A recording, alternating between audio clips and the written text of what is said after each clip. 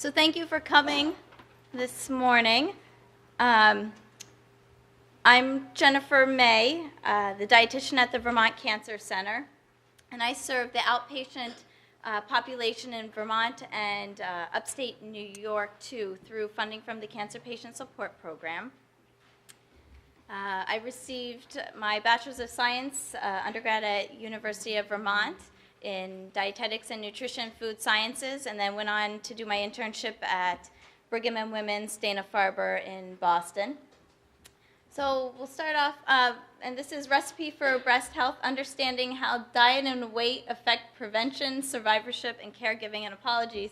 Hopefully this is the only slide that got off a little bit. It's a little off. I think the rest should be okay. Some compatibility issues maybe there. Figure out how to use this thing.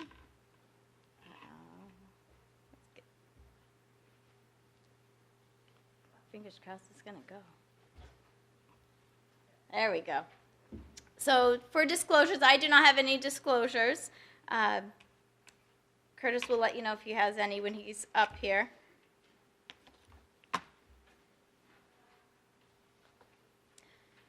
So what I wanted to start with is what we know.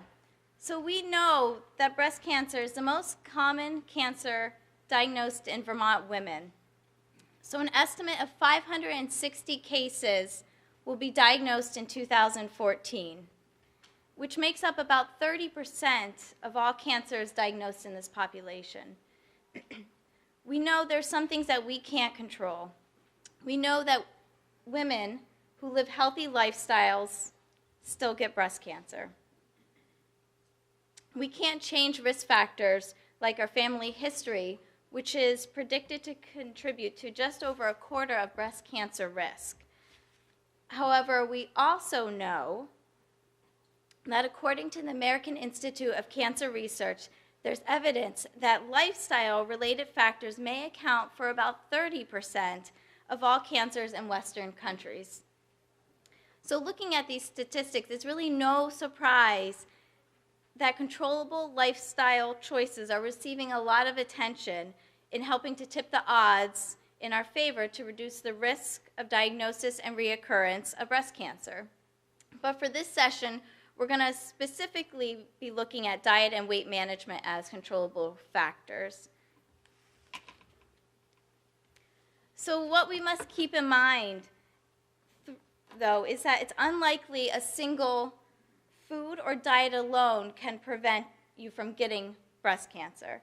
There are just better choices than others to keep your body the healthiest it can be, boost your immune system, and help keep your risk as low as possible. And then in the same respect, there's no food or diet that can cure cancer, though some of them may help control treatment side effects, allow your body to get well after treatment, and decrease your risk of reoccurrence. And then not only does no single food or diet prevent or cure breast cancer, but also remember that no single study provides the last word on any subject. There can be a lot of conflicting information out there. However, so it has been found from multiple studies that there are 3 controllable lifestyle choices that we can say with at least some confidence decrease risk factors for diagnosis or reoccurrence of breast cancer. So these 3 controllable factors: maintenance and or achievement of a healthy body weight, exercise, and then limiting alcohol consumption. Once again, our focus is going to be on the healthy eating and weight management pieces, but all 3 components really go hand in hand. So what we see, so the maintenance of a healthy body weight, it's one area of breast cancer prevention that's fairly clear and consistent. More and more evidence suggests that being overweight, it does raise the risk for diagnosis and reoccurrence, and it reduces odds of survival for many cancers, including breast cancer. Even Dr. Soden, on her appearance, it was on WCAX with Curtis, I think it was back in 2013 now, but she noted that 70% of breast cancer patients treated at Fletcher Allen were overweight or obese. And most of this research that's linking one's weight to breast cancer focuses on the body mass index, or BMI, as one tool to determine one's risk. And BMI, it's an estimate of body fat composition based on somebody's height and weight. And why we focus on body fat is because it's not just dead weight. It's active tissue, and it's producing estrogens, which is a risk factor, and proteins that can lead to inflammation, which is another risk factor for cancer.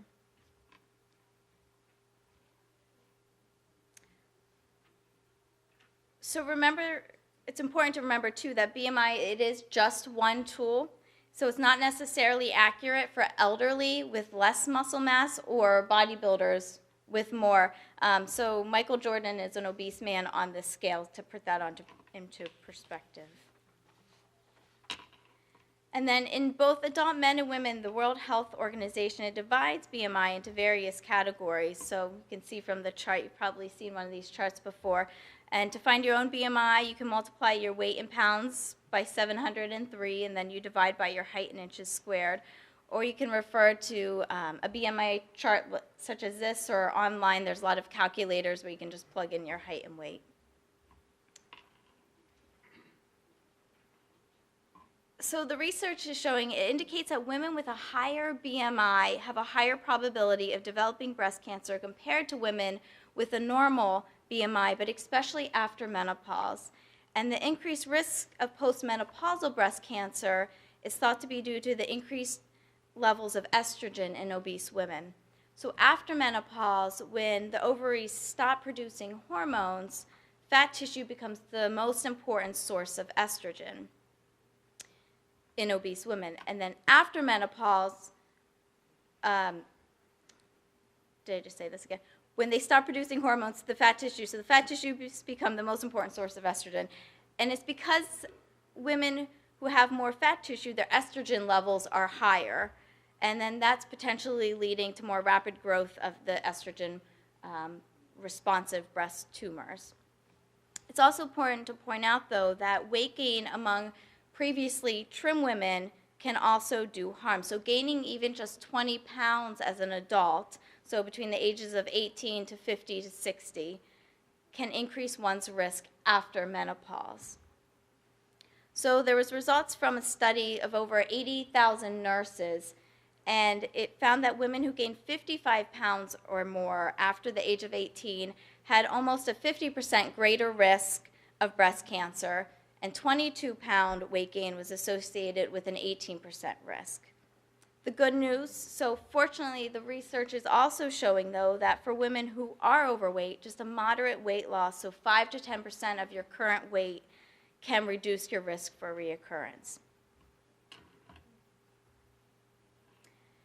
And then in perspective of treatment, so breast cancer is one cancer where we actually see weight gain with treatment.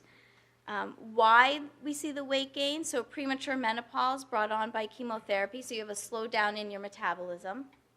You're burning more calories or less calories at rest. Hormonal changes, stress, changes in your body composition. The body gains more body fat and loses lean muscle mass, something called sarcopenia. The use of steroids during treatment can increase your appetite. And then there's food cravings and changes in food choices. You think about foods when you're not feeling well, what you tend to eat will be different. And then a decrease in exercise. So it's really important then to encourage healthy eating and exercise during treatment as well. And it really doesn't matter how you do it, but obviously there are some ways that are better than others, especially during treatment. And weight loss, it comes down to a simple equation, so burning more calories through physical activity than you take in from food and beverage. So a simple equation, but it's not always that simple. So some take action, some strategies here too. So really the key is finding a practical approach to weight management.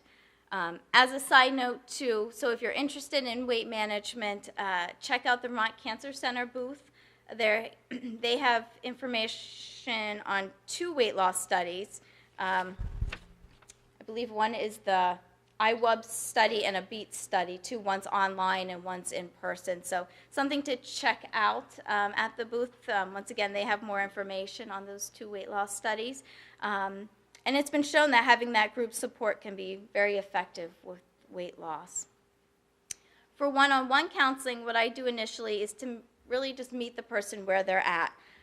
How ready are they to change? Timing can really be key. How motivated are you? Change is not easy. And then from there, we can really determine caloric needs to maintain or achieve a healthy body weight. So that can be a starting point. What do you need for that caloric intake? Journaling can also be an effective tool. It's a good strategy that we use. It can help with awareness and helps just to keep you accountable to yourself or even someone else. And then in counseling, we really focus on realistic lifestyle changes. So I like to follow, it's called the 3 F's, so food, fluid, and fitness. And for that food component, one focus is looking to implement more of a plant-based diet, also called an anti-inflammatory diet, Mediterranean diet, low glycemic load diet, all with similar bases. And then that idea of focusing more on a plant-based diet, so fruits, vegetables, whole grains, nuts, seeds, beans, legumes. It's encouraged by the American Cancer Society and the American Institute for Cancer Research, among many others. Also a great resource is the American Institute for Cancer Research at aicr.org for more information too.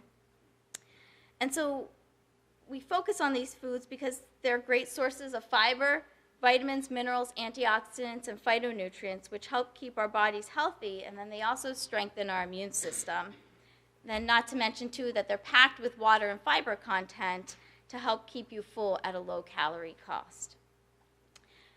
Bottom line, though, when looking at those 3 F's of food, fluid, and fitness, what we try to do is set 1 to 2 really specific and achievable goals for each of the categories. And it's usually not about knowing what to do. It's really how we think about food and exercise. And it's about that cognitive restructuring. So how do you turn that knowledge into positive behavior? It takes practice, patience, and support. Oh, no. Uh-oh. There's a Windows update that's trying to go right now on the computer. Good timing. There we go. So there are some questions that still remain about really the best diet for cancer prevention and for survivors. However, there are some really key basics that seem to have held strong during the years, including choosing whole foods, those in their most natural state, focusing on a plant-based diet, and then, of course, everything in moderation. And unfortunately, we know there are some things like genetics and the environment that we don't have control over. However, we also know that we do have control over lifestyle choices that we choose to make. And we know that healthy choices really can help protect against serious illnesses like heart disease, stroke, and adult-onset diabetes. And now we know they can also potentially decrease our risk of development or reoccurrence of cancer. So these changes really can only enhance your health, and most importantly, they can add pleasure to your life, especially with some of Curtis's cooking tips and fantastic recipes, which he's going to come on next to talk to us about. So bottom line is to choose wisely, choose foods you enjoy, and choose to eat them in good company. And I'll turn it over to Curtis. Thank you.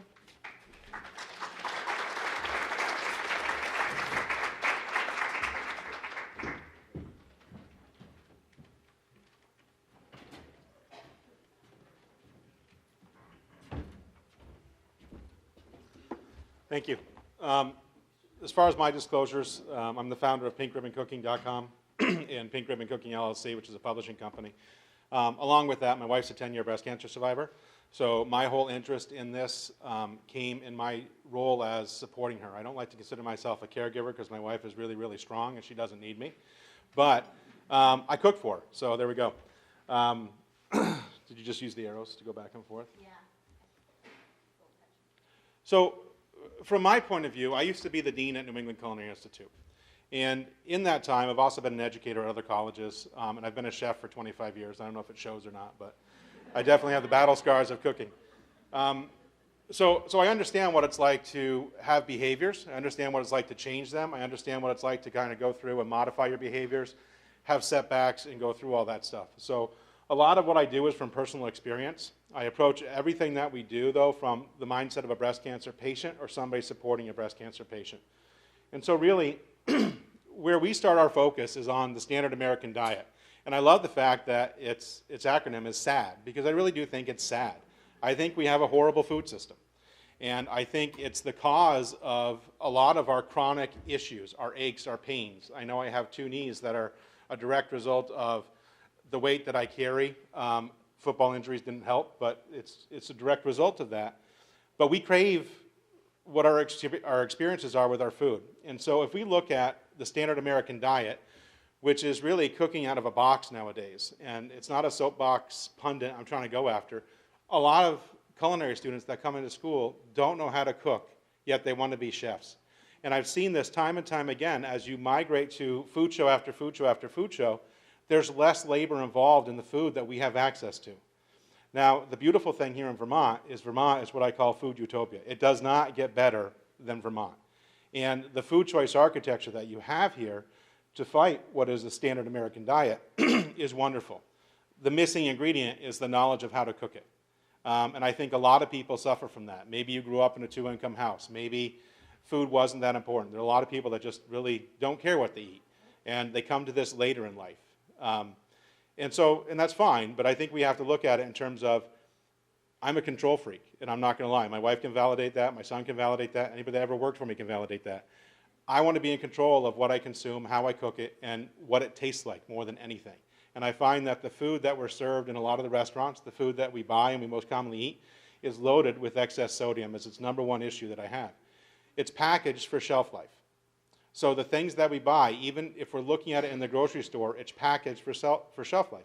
I was shopping for my culinary demo in session 3, and I wanted to buy Parmesan cheese. And I said, well, it's a demo, maybe I could buy pre-grated cheese. Well, pre-grated cheese had 6 extra ingredients on it. It's caked with an anti-caking agent, cellulose something. So I was just like, you know what, I'll just buy real cheese, right? Even if I have to chop it up with a knife, it's better for us, okay?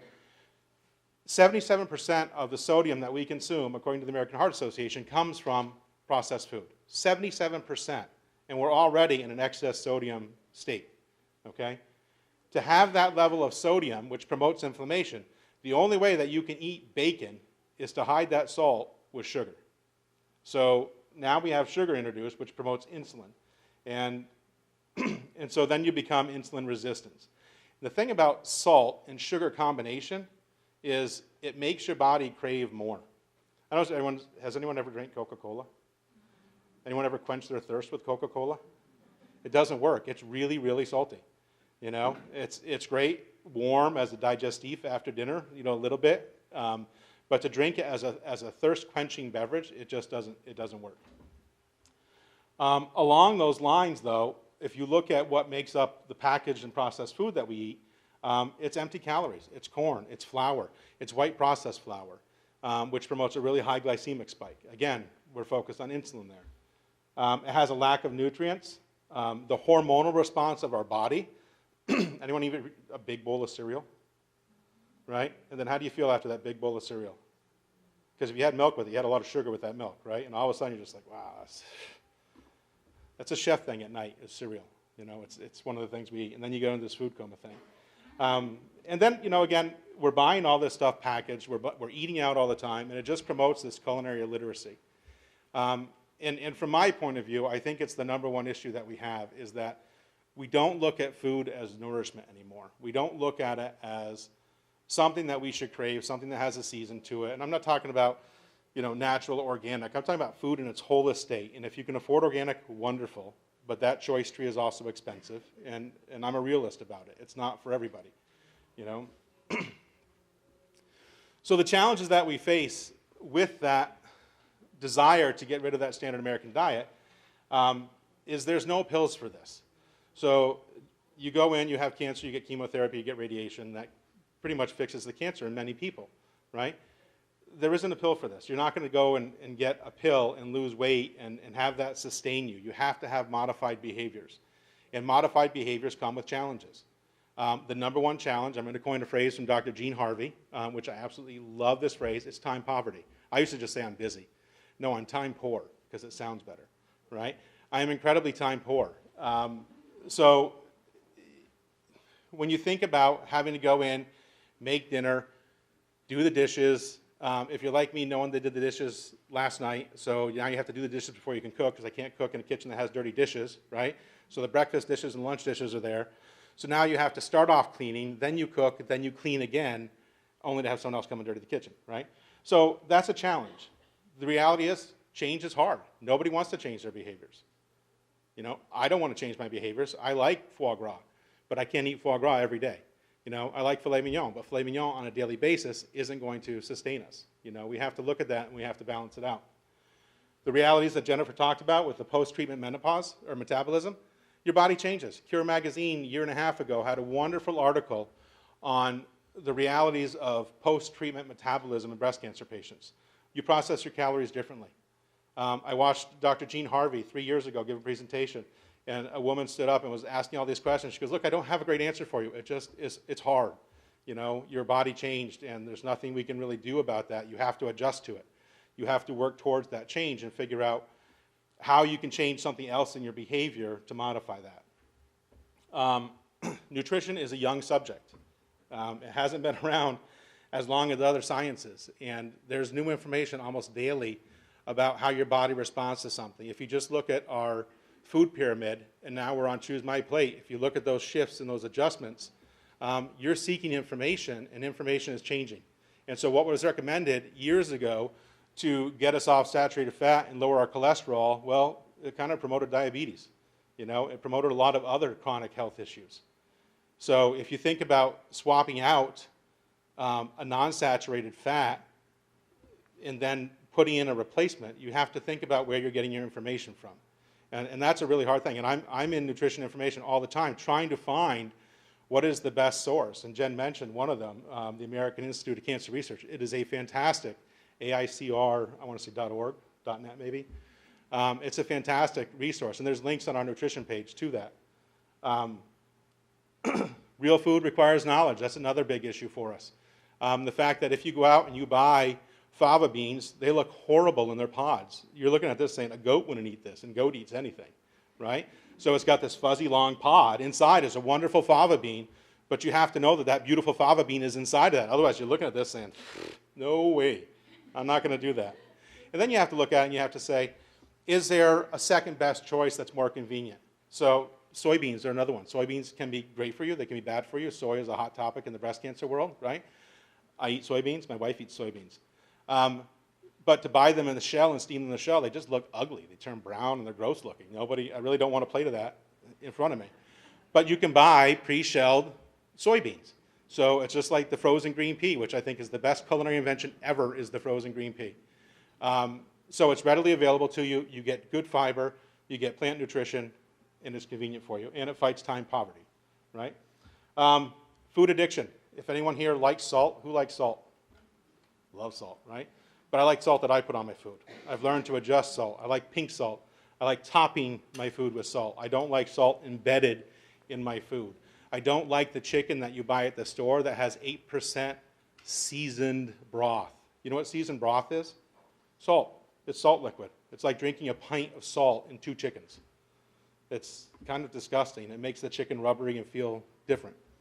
Carbs also produce a reaction in us. So if you look at your patterns of behavior, there is an emotional and psychological connection to food, both in its pleasurable state, but also when you're stressed and you're unhappy, there are triggers that make you eat more and more. My trigger is boredom, so I try to stay busy as can be. It doesn't work so well all the time, but you know, it's one of those things. Boredom is a trigger. You know, having a hard day and coming home at night and you don't want to cook, and all of a sudden there's a box of cereal saying, hey, buddy, you know, come over here, right? There's milk in the fridge, right? Then there's your dining out options. If you look at how the foods choices that you can make when you dine out, and again, Vermont may not be the atypical place, but travel across the lake and go to northern New York is a world different, okay? trying to find a healthy food option when you go out to eat is a challenge, okay? If you're in the fast casual market, I won't name names, but that's where, you know, 2 people go to dinner for 30 bucks and there's bottomless salad bowl and breadsticks, okay? That food is loaded with sodium. It's loaded with sugar and it's loaded with fats. And so if you were to look at that and make that at home, you could do that for a third of the money, still bottomless salad bowl, okay?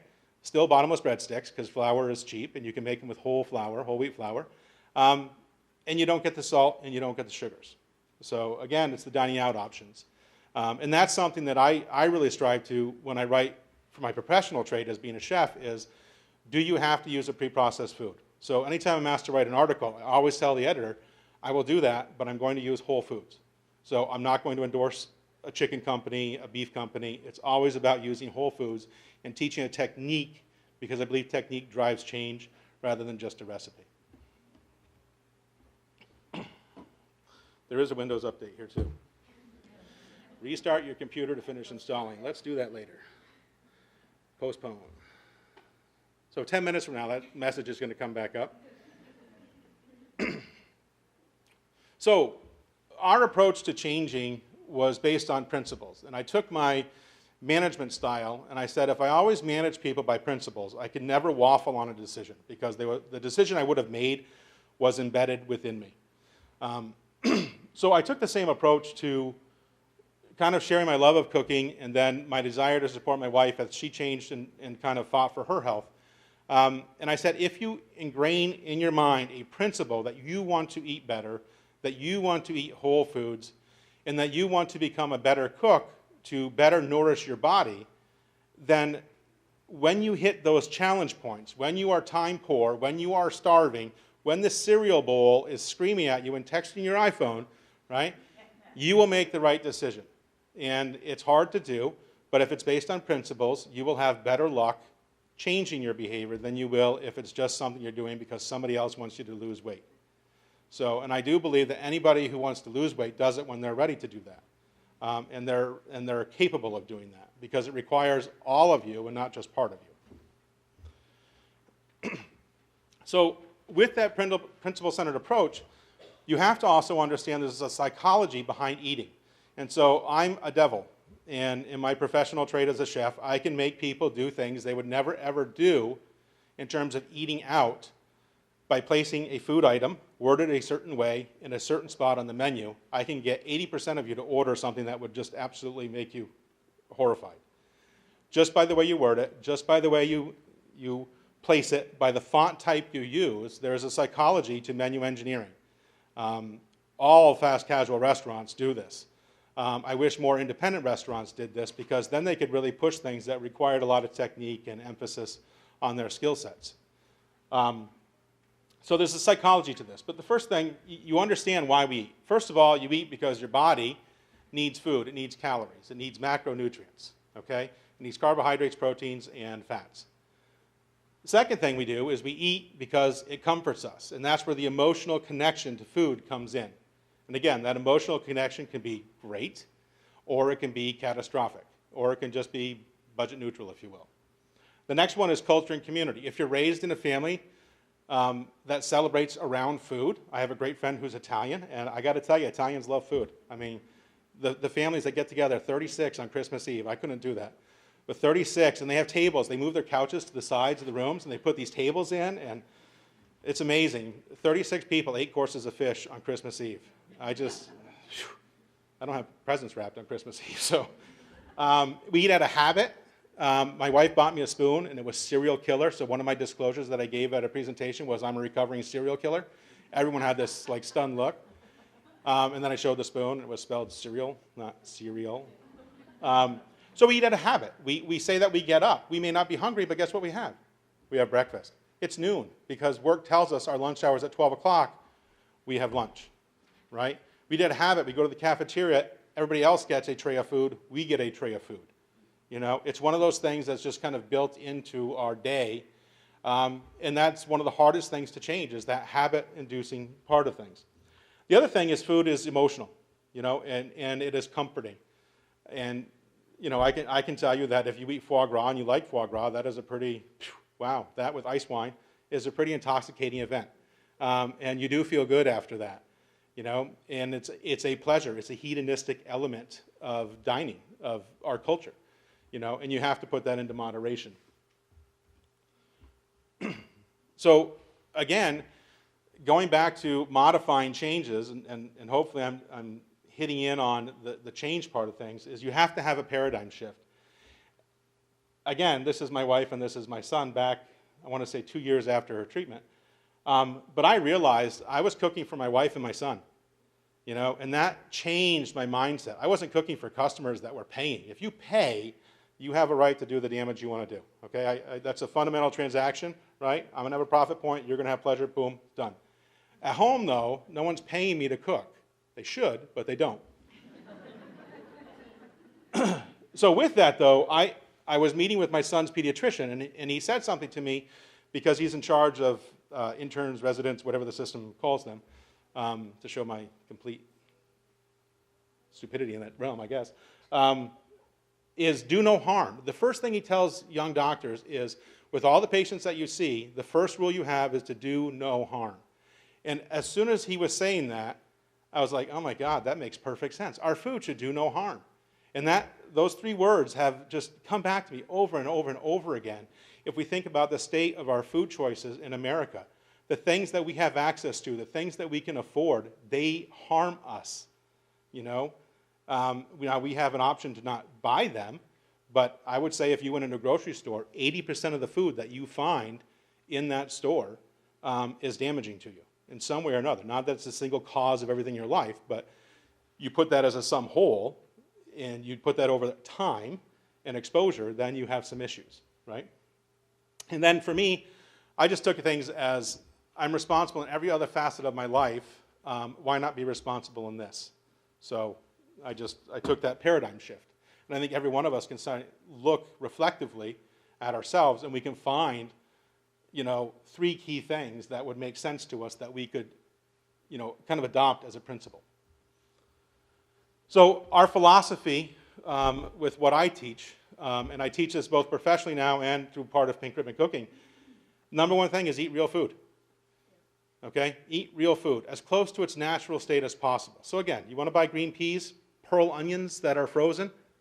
Cool. I don't want to peel pearl onions. You know, I've done that. I've done my time. I don't want to do that. So if you buy it as close to that state as possible, and if you look at premium green peas, there's only 1 ingredient, green peas.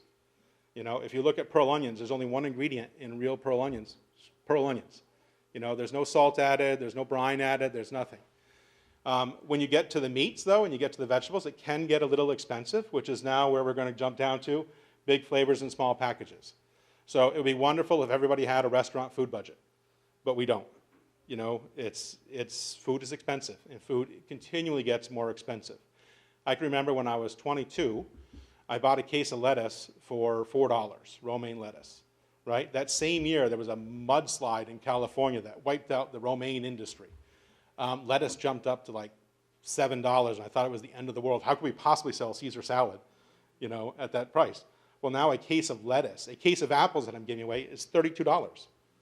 You know, that's crazy, but that's our food system, and we have to learn to work within those realms. So portion control becomes part of this.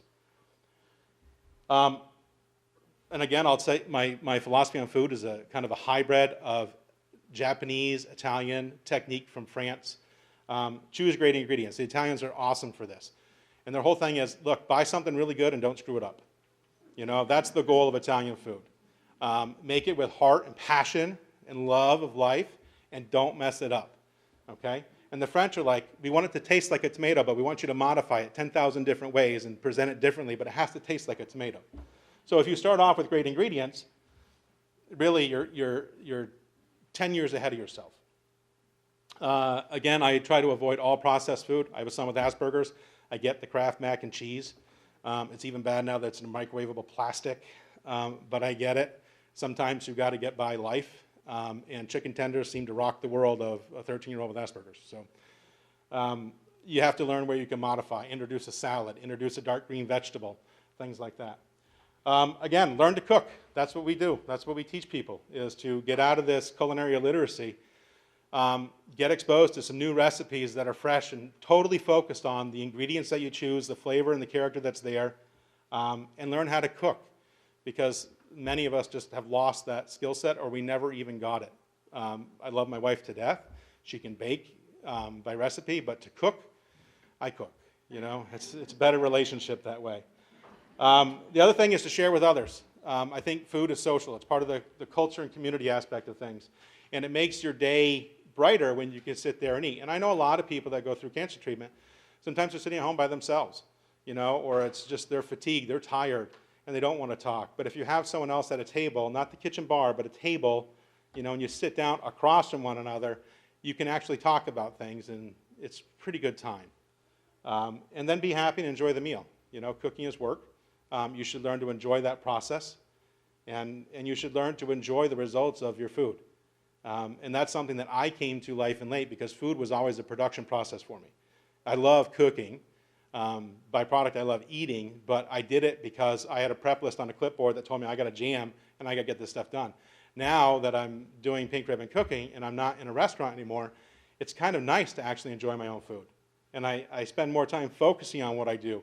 You know, the type of vinegar I buy is different now. Here's the update again, so it's been 10 minutes. That's my...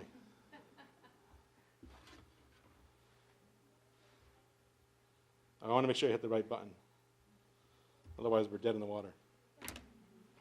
Okay, so again, why the real food?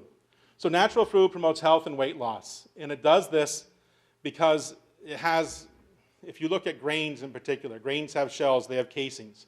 Those casings are designed to break down slowly within your body, right? And the real foods kind of get the nutrients where they're supposed to be in that digestive process. So if you look at white flour, everything but the internal kernel of that wheat germ is gone. If you look at a whole wheat flour, then you have the hull, the husk, you have the bran, you have all that stuff, and it takes your body longer to digest it. Putting it lower in your digestive tract where it's supposed to be promotes better health, promotes colon health, promotes all sorts of things, and it has a lower glycemic response, therefore a lower glycemic index, therefore a lower hormonal response to your food. It's the same thing with meat. If you look at meat that has, in our industry now, we're famous for what we call meat glue, which is a powdered, horrible product. And even I can't tell a filet in a store that's been bound by meat glue from a real filet. It's that good of a product to trick us. So again, it's designed to, the whole concept of real food is your body is designed to consume food a certain way and break it down and process it a certain way. So we want to get back to the way we were designed, in essence. And that's a very simplified approach to this. Better fuel for better performance. Again, the nutrient pieces. The other thing is, I don't like tomatoes after Labor Day. And I don't know if anybody else is like that. I can't stand tomatoes after Labor Day. And there's just a season to food.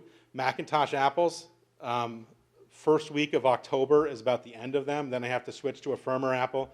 And then you get into parsnips in November and Brussels sprouts. And foods have a season. And you know what the benefit of working within seasons? Food is less expensive. You know? And if you're buying it locally, in close proximity to where you consume and cook the food, then you have higher nutrient content within the food. Because food that travels a long distance, guess what gets lost in the vapor trail? Nutrients. So food breaks down. So how do you get by a day of healthy cooking? Our number one rule is to have a healthy pantry. If you have good food choices in your pantry, then you're going to be able to make good food choices when you're in conflict. And when you're in conflict is, you worked until 10 o'clock, you've got to get up at 6 to catch a flight, you've got to do all those things, and you just want something quick and easy. And if you have things in your pantry that are quick and easy, like 2 slices of a really high-end cheddar cheese, an apple, and a couple almonds, that's a really great healthy snack at night. Has casein protein. It's a long-term breakdown protein. It has nuts, which are a good source of fat. And it's got, it's got the fiber from the apple. So if you think about things that, if you have the right choices, you kind of sequester the cereal bowl calling you, and it puts you into a better position to make a good choice. The shopping strategies, I hear all this stuff about going around the edges of the store. Well, the store has heard that too, okay? It's not like it's a one-sided conversation. I went around the edges looking for Parmesan cheese that was pre-grated that had nothing else but Parmesan cheese, and guess what? The store got the memo. So figure out the shopping strategies that work for you. Buy produce. Buy produce that you like. The next time you go, buy something you've never had before. Look it up online. Google's a wonderful thing. If you're onto Yahoo, you can still use Yahoo, or if you're in Bing, this computer would like me to introduce Bing to you. Think about just buying something new, reading about it, testing it out, and if you don't like it, throw it away. It's that simple. Don't spend a lot of money on it. But if you've never had a Brussels sprout, you may love Brussels sprouts. I didn't like them as a kid, but boy, as an adult, I love them. They're fantastic. And again, really learn to cook. There's only 8 basic culinary techniques of cooking. There's a saute, there's a braise, there's a broil, there's a roast, there's a bake. We can take modifications of each of those, and we can go, poêle and things like that. But really, it's the application of heat to food. And a lot of food even doesn't require cooking. It's marinating. It's taking mushrooms and rinsing them off and sticking a little vinegar and a little olive oil, salt and pepper, and you've got a great marinated mushroom salad. So a lot of it doesn't even require heat. Again, the reason why I like Vermont, and again, I live across the lake in New York, and I can tell you it's a world of difference. It's getting better, but we're 15 years behind you guys, okay? Farmers markets rock because food's in season. You can buy a case of these little beautiful squash. They're like mini butternut squash for $9. And one squash is perfect for a meal. That with a little lamb chop or something is a perfect meal. Community supported agriculture, the CSAs that are going around. Now, I think CSAs can be really expensive. They're cashed up front, which is the whole model of that business. So the farmer cuts the risk and the risk is shared. I'd love to see CSAs that take timeshares, basically, where you pay each month rather than the upfront cash, but that defeats the purpose of the CSA. Local stores. Again, if you look at Vermont, you guys got some amazing stores, especially in Chittenden County, that sell really great local food. So now you have access in one-stop shopping. It can be expensive because that model, they also got the memo and they chose to ignore some of that memo. But it gives you choices that are better than most. And the other is the big box grocery stores. Even big box grocery stores have good food. You just have to learn to look at labels. You have to find the ingredient list, and if it's got more than 6, you need to put it back and walk away from it. Just figure out what are those things. What is the cellulose that is around grated cheese? Why would you not want that? What is whey? Whey seems to be everywhere. You just have to look at it, and you have to understand that and make choices. So as a chef, I have a bias to teaching people how to cook. And again, here's why. If you control everything in your food, it does not take more time. You know what takes more time? The pre-cleaning and the post-cleaning. Cooking can be quick. A saute of chicken Provençal is 10 minutes flat out, period. It shouldn't take longer than that. But it's a matter of, you do have dishes at the end of that, and the great thing about going out to eat is you don't have dishes, but you're paying for that convenience. And I used the analogy the other night.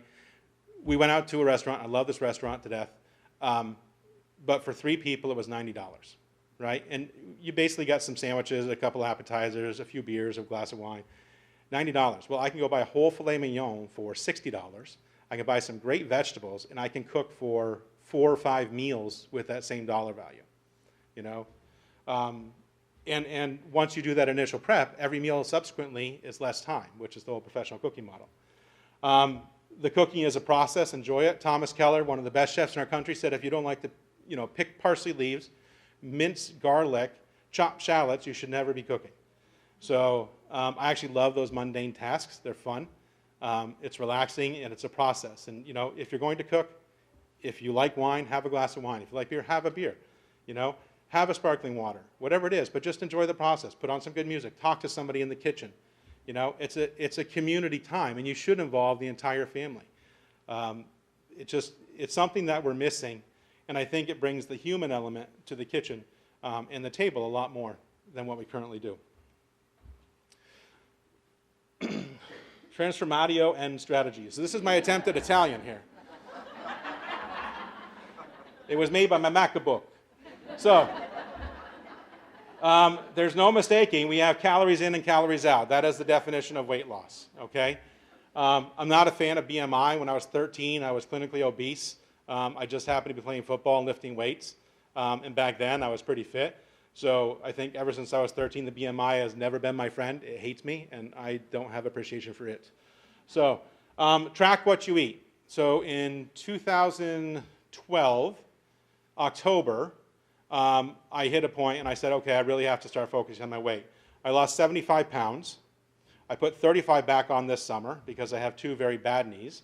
And so my metabolism changed. As soon as I became inactive, boy, it's like slapping you in the face, you know, which is like what cancer treatment can do to people. It just changes you like that. So if you track what you eat, it's what I call informing your practice. And I heard this from one of these education consultants. I thought I would never, ever use that phrase, I've informed my practice. But you do. You inform your practice of what you eat. You understand, you recognize what it is that you're consuming. And you say, wow, did I really just eat that much cereal? You know, and then you see the caloric intake of that, and you go, wow, that was 796 calories with milk. That's horrible, right? So all of a sudden you're like, okay, that's more guilt than I needed, but the next time you go to have that bowl of cereal, guess what you're doing? You're not having that much cereal. You know, so again, it's part of that calories in, calories out if you're tracking your weight. Things like that. Adding more plants. Plants have phytonutrients, phytochemicals. Plants balance out your nutritional profile. Now, we can argue whether they're life-sustaining. They're not the macronutrients, but boy, do they promote wellness. Again, have a game plan. Dr. Jean Harvey, again, who I respect greatly, she knows everything she's having for the week. And I admire that. You know, that's commitment. So when they go shopping, she knows exactly what she's going to have for lunch, breakfast, and dinner for the next 7 days. Know your plan B. That's the healthy pantry side of things. If you're going to travel, I just went down to Manchester. I packed a cooler full of fat-free Greek yogurt, fruits, vegetables, so I would not ever stop at McDonald's. I brought 2 thermoses of coffee because I'm a coffee junkie. I brought my stuff with me, and for 2 days on the road, I didn't eat out, and I was happy, happy, happy. And then it's a continuum, and the continuum is, hang on, Windows is back. Playing animation.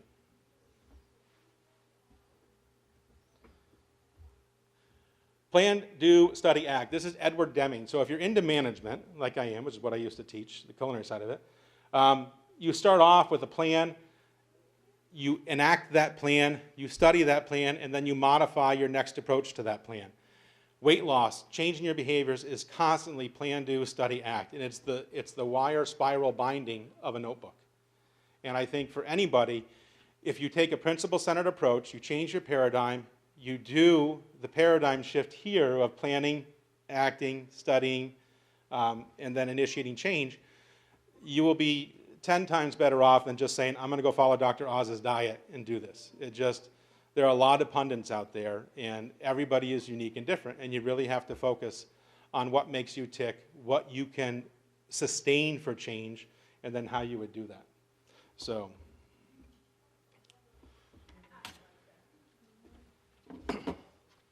that's it for me. So I guess we have questions. We still have a few minutes, right?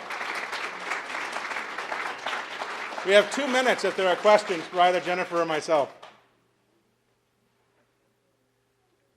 Go ahead. Meat glue, and is it in grass-fed beef? Do they use it? It can be. So a disclosure, I have consulted for Vermont Island Cattle Company, and I have a testimony on the webpage. I support that company because it is grass-fed and grass-finished beef. Yes, meat glue is used by butchers, not by meat processors, okay? So a producer of beef does not use meat glue. A butcher will use a meat glue to, say, take the tail end of a tenderloin, match it with another tail end of a tenderloin, and make it look like a whole fillet from the center cut section of the tenderloin. So it's a binding agent. It's basically bacteria. So it goes by the commercial name meat glue is how we buy it. I don't know its scientific name. I could find it for you. Nope. And you know what? The beautiful thing? It's 100% natural. So they can advertise it's 100% natural beef. Natural bacteria. So how do you determine? When you cook it, it will fall apart. It will separate. So how do you determine what you buy? How do I determine? Yeah, I mean, how would I determine this chicken or this? I would ask somebody point blank. Does this have meat glue in it? Does it have seasoned broth in it? I would be very direct with somebody. And I have no problem being direct with people, so it's easy. I go to Sam's Club, my wife walks away from me. She won't go with me to the butcher's section. You know, and that's rare that I actually go to the butcher at Sam's Club, but she won't go with me. And I'm incredibly direct with people because I want to know what I'm consuming. What about eggs? Eggs are great. They're farm fresh eggs. Let's look at this. $5 for a dozen eggs. That's the cheapest protein and greatest nutrition you can get for the center of the plate item. It doesn't get cheaper or better than that. I think everybody should buy farm fresh eggs. Everybody should get laying eggs. I'm not allowed to have chicken. My wife won't let me. I want that on tape. My wife won't let me have chicken. Anybody else? Oh, When you were talking about salt, you mentioned pink salt? pink salt. Pink salt, yes. Is there a difference in salt, really? Or Oh yeah. Flavor-wise, the way it breaks down, the way it dissolves, the way you use it in food and it goes on your tongue, yeah, there's a huge difference in salt. And there's iodized salt. So one of the things when Bridget was in treatment, she had goiter. Goiter? Thing on a thyroid thing. So one of the doctors stabbed her throat with his needle. That was a horror show. So we bought iodized salt, but we never used iodized salt. She needed iodine, apparently. So yeah, there's a huge difference. Kosher salt is a compressed flake salt, dissolves very fast. Gray sea salt is a great salt to use because it's a natural from evaporation, basically. So yeah, there's a huge difference. And there's tons of stuff online about salt. I mean, foodies write about salt all the time. No, I was just going to mention that I was told to use Celtic sea salt. Yeah, it's great. It makes it with a little juice and a lot of water because of the Yeah. dab of Celtic sea I salt. use the saline spray in the wintertime in my nose, and I haven't gotten an infection in 3 years. where do you buy pink salt? You can buy it anywhere. You can buy it at Hannaford's, you can buy it at Shaw's, you can buy it anywhere. I have a block I use. I do a shrimp. It takes you go up to 1600 degrees. You put it on a burner, you crank it up, and you can sear shrimp and steak on it. So I think our time's up. There's a culinary demonstration. Oh, one quick question. Yeah, you said that you do topical salt. You put it on top. That's the best way to do it. Yeah. Do you shake it or do you use your fingers? I use fingers. I use really coarse sea salt. And a lot of times I boil my own salt. If I go to Maine, I'll take ocean water and I'll boil it down. And I have a year's worth of salt that way. You ruin a pot, so you have to have a salt pot. So we're the Volvo with this really beat up pot in the back, rattling around. Quick question. Do you brine your turkey for Thanksgiving? Yes, and I inject it with Jack Daniels too. If I'm going to put it in an oven, I want it to be happy.